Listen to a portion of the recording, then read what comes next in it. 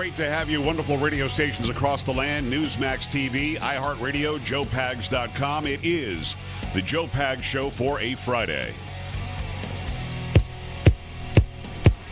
Give me some strings.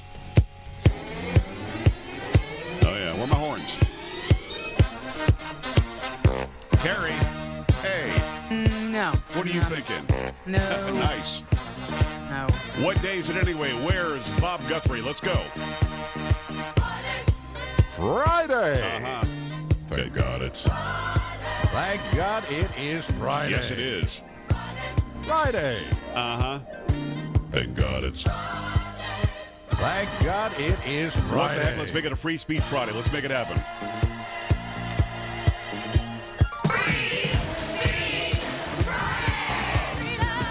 Freedom.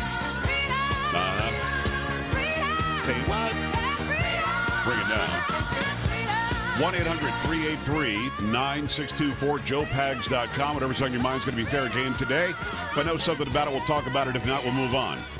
Carrie, we have got so much going on. Let me just ask you right up front. Can you stay for 7 hours? No. You can't make it 7 hours? No, can't do. Because we've got at least that much worth of stuff. We've got so much going on. We're going to get it all in 3. Trump making some new appointments. We'll get into those. We'll say who he's choosing for what job, if they're accepting the jobs.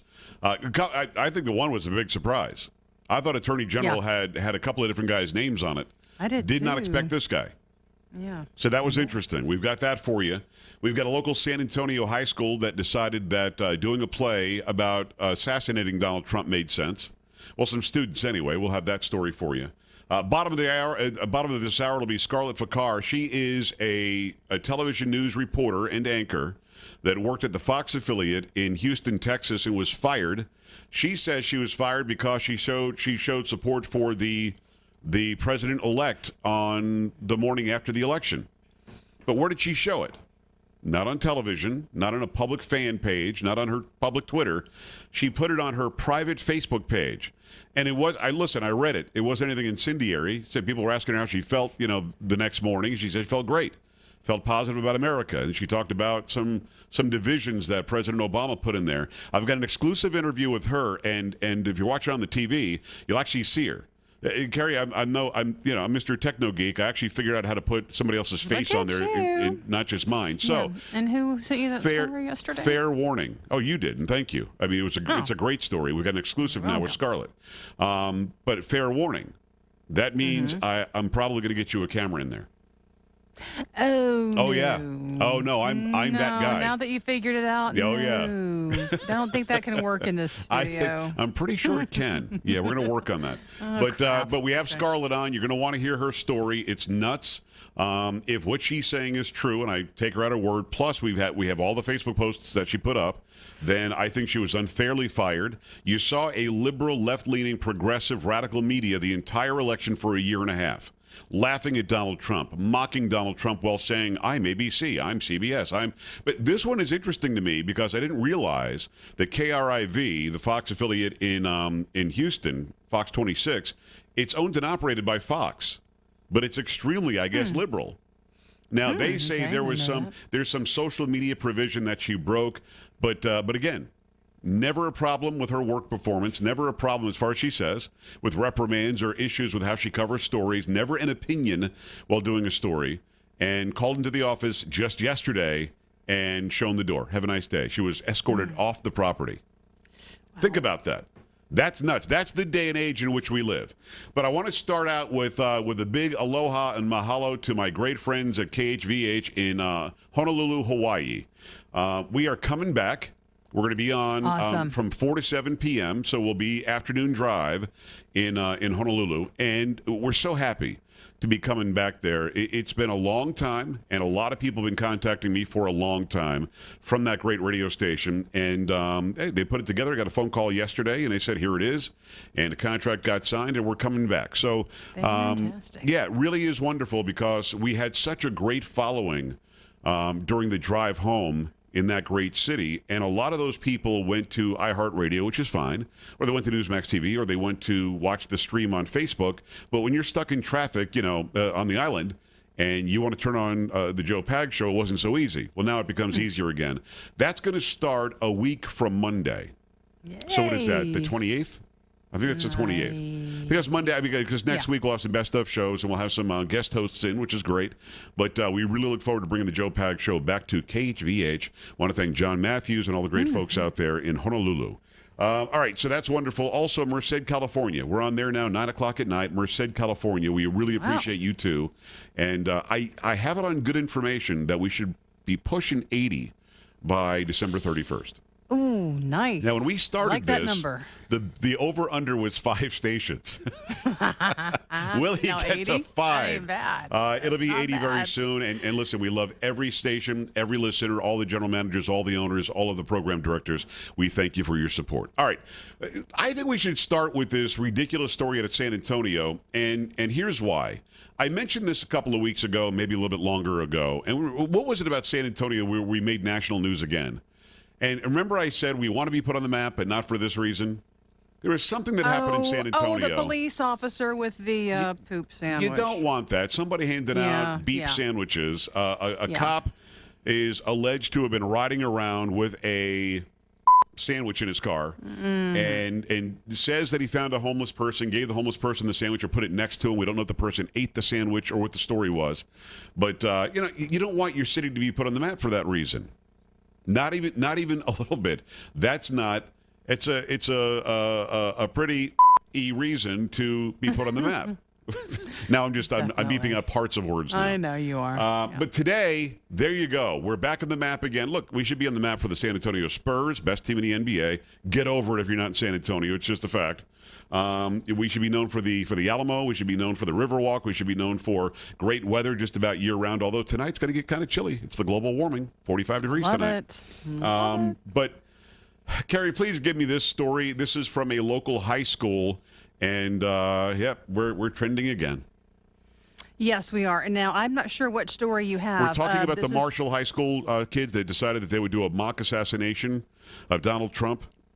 If you don't have it, I'll certainly. I do not have that. I can certainly get it. I mean, it would be ridiculous for me to think that the news anchor would have it.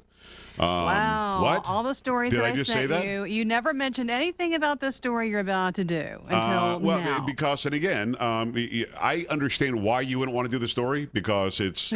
I would love to do the story. Well, it actually gives us a bad name. But here's the story from my essay, which is actually the Express News, the newspaper, the local newspaper in San Antonio. It does a nice job sometimes. Other times, completely off the reservation. This is the story of Marshall High School from Sylvia Foster Frau. Is it Frau? Frau, F-R-A-U? I'm going to go with Let's Frau. say Frau. Yeah. A skit portraying the assassination of President-elect Donald Trump by two 10th grade students at Marshall High School provoked anger and dismay from the parents of a student who watched it unfold last week. Harold and Melinda Bean said the skit entitled The Assassination of Donald Trump. One of the boys made a gunfire sound effect with his cell phone as the other boy portraying Trump fell to the ground in mock death. All of the students were required to submit descriptions of their English class presentations beforehand to be approved by the teacher, their parents said, but these two students in particular changed their skit afterward, we're being told. Appropriate action was taken, that's in quotes, appropriate action was taken to reprimand both boys and their teacher, said Northside ISD spokesman Barry Perez. The parents, however, believe more should have been done, including suspending the two students. Honestly, I have run out of words to describe how angry I am and how shocked I am that they're still in school today, Melinda Bean said. Younger children using their hands to simulate guns in the playground have been suspended, she said, and this was far worse. The teacher apologized Monday, Harold Bean said, but that wasn't enough. Quote, I don't understand how the teacher can repeat an apology and be right back there at work Monday morning, he said. Although we understand she's apologetic, it does not make the situation right. Perez said campus officials investigated the incident and found that the teacher did not condone it and stopped the skit, but Harold Bean questioned why she allowed it to start once she heard the title. Okay. Few questions here. Should the kids be suspended? Should the teacher be reprimanded somehow? And should more action be taken? And here's the angle from which I'm coming. I look at it this way. The teacher may not have known that the students were going to change the skit. I don't argue that. It sounds to me like that could be plausible. Once the skit does happen, and again, if the gunshot happened and the other kid falls to the ground, at what point does the teacher stop the skit? If the kid said, I am going to do a skit called The Assassination of Donald Trump. The moment you hear that, the teacher, I believe, is required to say, stop it. That's not going to fly here. But somehow they did the gunshot sound. Somehow they do the kid who's playing Trump falling to the ground. And I think that the more egregious part is, let's say you accept that the teacher was completely ignorant of any of that, didn't know any of that. The bigger problem I have is that it sounds to me like we only found out about this because a student who was disturbed by it went home and told mom and dad. Is that what you're hearing too, Carrie? That is, because this is the first time I've heard of this, yes. Okay. So, I mean, from that story, and it's being widely reported now, TV station, everywhere else, it appears as though the only reason why we know it is because this kid went home and said, Mom, Dad, you're not going to believe it. Here was the skit today. I mean, what should have happened is the teacher should have immediately told the administration, should have immediately asked, for what sort of disciplinary action should happen with the kids. And maybe a note goes out to mom and dad that the future president of the United States was the subject of an assassination skit today at school. Because fact is, and those of you on the left can lie your faces off if you want, fact is, had the name of the skit been The Assassination of President Barack Obama, and had the skit happened 8 years ago, we would be having all sorts of sensitivity training and racial, sentiment training and how do we all get along and how dare you, and the KKK has infiltrated the schools. That's what we would be hearing. The fact is, because it's Donald Trump, it's okay to pretend you're going to assassinate him in school, in a high school in San Antonio. Just like it was okay to make a movie about the assassination of George W. Bush by some British idiot when Bush was the president, 9-10 years ago. So what do you think should happen to the teacher? What should the proper protocol be when somebody does something this stupid? And the fact that we only found out about it because the student told the parents, that should really bother the taxpayers in that district. 1-800-383-9624. Don't forget my exclusive interview with Scarlett Fakar. She's a former television news reporter and anchor on Channel 26 in Houston, Texas. That happens at the bottom of this hour on the Joe Pag Show. Stay here.